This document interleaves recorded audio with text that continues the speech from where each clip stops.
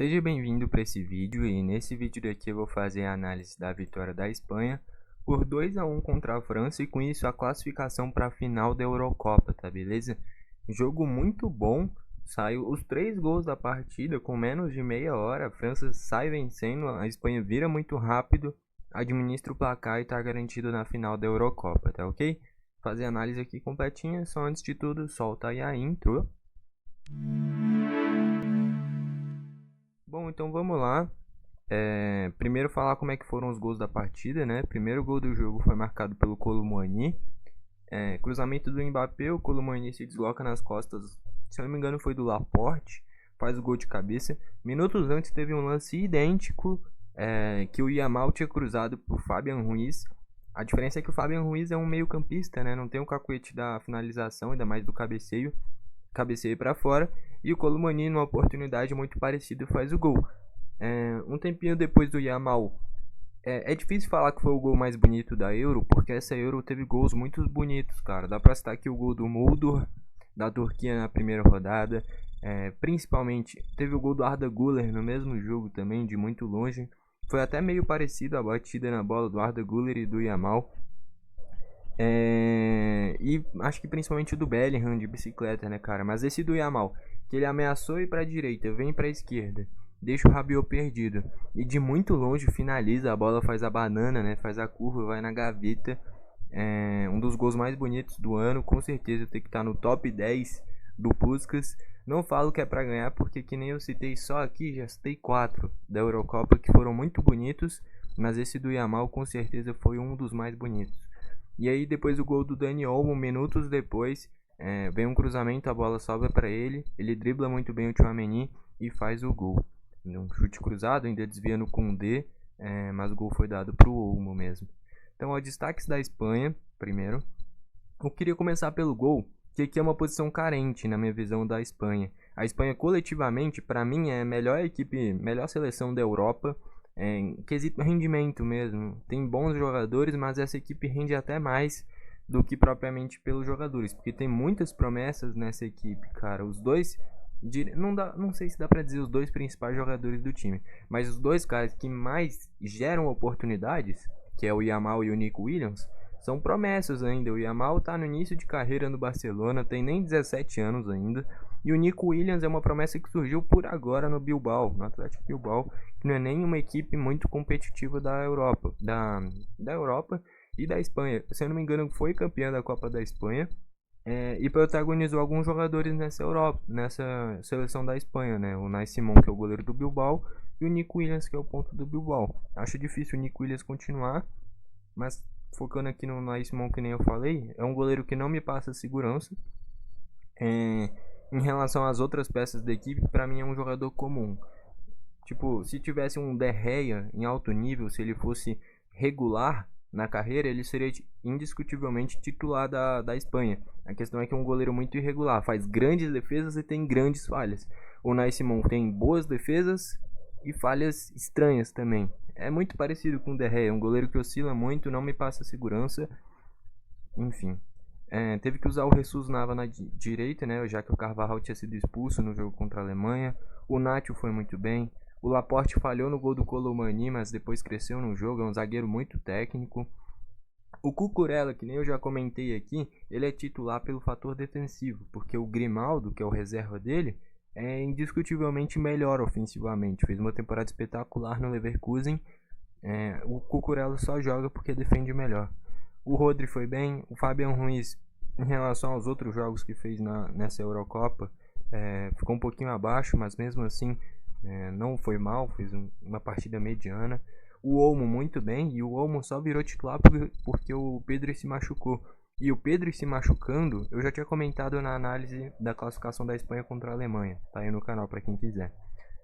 A equipe fica mais ofensiva com o Dani Olmo, porque usando o Pedri, o Rodri fica de primeiro volante, o Pedri de segundo e o Fabian Ruiz é o terceiro homem de meio de campo, na teoria o mais avançado. Quando o Pedri se machuca, o Fabian Ruiz dá um passinho para trás, vira segundo volante e o Olmo vira o cara mais ofensivo desse meio de campo. Então é uma equipe que ganha mais ofensividade com o Dani Olmo. Perde talvez essa contenção de bola no meio de campo, tanto é que eu vou trazer as estatísticas daqui a pouco, dá pra citar aqui agora. A Espanha até teve mais a bola, mas se tivesse o Pedri, talvez tivesse ainda mais a posse de bola, mas ia perder o poder de fogo que o Olmo dá. Não à toa, o gol da partida sai com o Dani Olmo. Enfim, o gol da classificação, né? O Yamal nem se fala, muito bem no jogo. O Nico Williams um pouquinho apagado.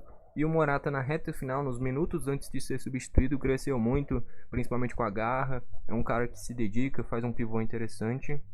E, enfim, eu acho bom jogador. A mesma coisa do Unai Simon, uma seleção com tantos bons jogadores assim, talvez merecesse um goleiro melhor e um centroavante melhor. Mas mesmo assim são caras que o Unai Simon é muito novo, pode melhorar muito ainda.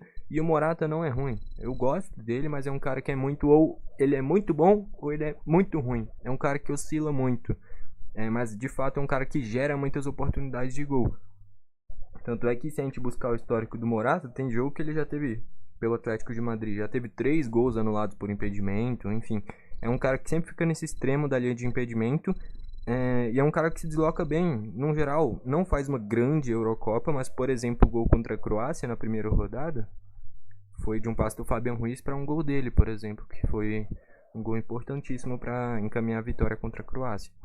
Enfim, é bom jogador. A diferença é que o reserva dele é o Roselu, né? Vem entrando o Oyarzabal, que é um cara de mais movimentação. Quando a Espanha precisar de uma bola aérea, de mais força física, vai entrar o Roselu. Então tem boas opções para esse ataque. Não é nenhum gênio, nenhum dos três, tanto o Morata quanto o Oyarzabal quanto o Roselu, mas são caras que com características diferentes entregam bem fazendo a sua função. Entrou o Vivian na zaga, puxando o Nacho para a lateral direita. Entrou o Merino no meio de campo, no lugar do Dani Olmo. Aí dá uma recuada, já que o Merino é mais um meio campista / volante. O Fabian Ruiz ficou mais avançado com a entrada do Merino. Entra o Ferran Torres no lugar do Yamal, para ganhar velocidade. O Yamal já estava um pouquinho cansado. O Zubimendi no lugar do Nico Williams, aí já é mais um volante, para dar mais contenção, volante / zagueiro. E o Oyarzabal no lugar do Morata, justamente, para mais movimentação, mais velocidade na reta final. Do lado da França, o Maignan fez um bom jogo, fez boas defesas quando foi exigido. O que mais? O Koundé, não vou dizer que sofreu, ele no geral fez um bom jogo contra o Nico Williams. O Theo Hernandes teve momentos bons e momentos ruins, mas é muito difícil marcar o Yamal. O Saliba no geral achei que fez um bom jogo. O Upamecano é aquilo, é muito 8 ou 80, ou é um baita zagueiro, uma saída de bola espetacular, ou tem alguns erros meio toscos e oscila dentro mesmo da própria partida. O Rabiot é inexplicável. Cara, eu já comentei aqui, acho que foi no jogo da França contra Portugal, não, mas no jogo anterior. A França, antes de eliminar Portugal, eliminou quem? Eliminou a Bélgica. Acho que foi na Bélgica que eu tinha comentado. Que eu não entendo, cara. O Rabiot, se a gente olhar esse time da França, ele sempre tá nessas equipes vencedoras. Mas ele é um cara que é muito comum, cara. Ele passou a temporada inteira na Juventus, eu não ouvi falar ele em um único jogo, cara. É um cara que, assim, é jogador de seleção. Porque no PSG sempre foi muito comum, na Juventus também é muito comum. É um meio campista que conduz bem a bola, chega como efeito de surpresa. Mas em um jogo decisivo, você tirar o Griezmann do time para colocar o Rabiot, mostra que tava com medo. Queria se defender ao invés de atacar. No início deu certo. Mas depois que a Espanha vira o jogo, já era para ter tirado no intervalo o Rabiot e colocado o Griezmann. Não fez isso, demorou muito e, enfim, não tem cabimento o Griezmann ser reserva, independente da opção. Sei lá, cara, deixa ele no ataque, perde um pouquinho de velocidade, mas você ganha muita qualidade, cara. E o Griezmann não pode ser reserva desse time. Pra mim é o grande erro da escalação da França. E aí no ataque o Mbappé, longe de render tudo que pode. O Colomani aproveitou bem a oportunidade, que ele cresceu muito no jogo contra Portugal, entrou bem. Enfim. E faz o gol contra a Bélgica também. O gol da Bélgica, da França, que foi o gol contra o do Vertonghen, saiu de uma jogada dele. No mata-mata da Eurocopa ele cresceu. Enfim. E o Dembélé é muito erro de tomada de decisão, né? Entrou o Griezmann, entrou o Camavinga no meio, entrou o Giroud no ataque, no desespero da bola aérea, né? E o Barcola que entrou bem, caindo pelos lados também. Estatística: 6 chutes da Espanha sendo 2 a gol, 9 da França sendo 3 a gol. Mais posse de bola para a Espanha. Tanto é que isso retrata muito o estilo de jogo da Espanha. Acabou o jogo com a Espanha prendendo bola, ficou trocando passes ali no ataque mesmo. e a França não conseguiu nem dar uma última espetada, justamente pela característica da Espanha. Todo mundo cansado, a Espanha, ao invés de rifar a bola e se defender, fica trocando passe e não deixa o adversário nem atacar.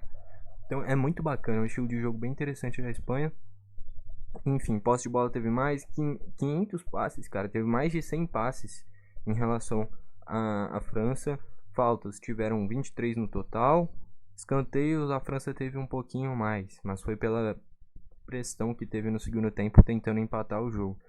No geral, é uma campanha espetacular da Espanha. Para mim, é incontestavelmente a equipe que apresentou o melhor futebol até o momento dessa Euro. Tanto a França quanto a Alemanha renderam muito bem. A questão é que se enfrentaram em umas quartas de final.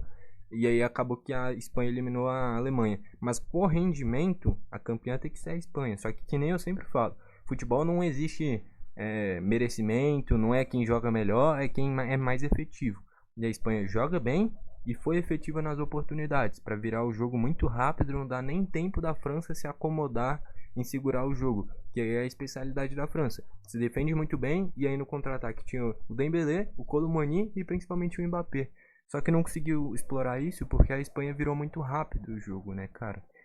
Enfim, no geral, a França fez uma Eurocopa quesito futebol muito abaixo, se a gente buscar os gols da França. Foi um gol de pênalti do Mbappé, 2 gols contras, o único gol de bola rolando que foi da França mesmo que fez foi esse do Colomani, sendo que a França não enfrentou adversários muito fortes. Enfrentou a Áustria, enfrentou a Polônia, aí sim enfrentou a Holanda, depois de enfrentar a Bélgica e enfrenta Portugal. A verdade é que no mata-mata a França pegou muitos adversários difíceis, mas não dá para falar que deu azar. Foi incompetência na primeira fase, ficou atrás da Áustria. A Áustria teria um caminho mais fácil, pegando Turquia e Holanda. Não que a Holanda seja fácil. Mas em relação a esses adversários, cara, a França pegou muitos adversários difíceis e que a camisa pesou, né? É uma equipe moldada para esses matas-matas com ótimos jogadores.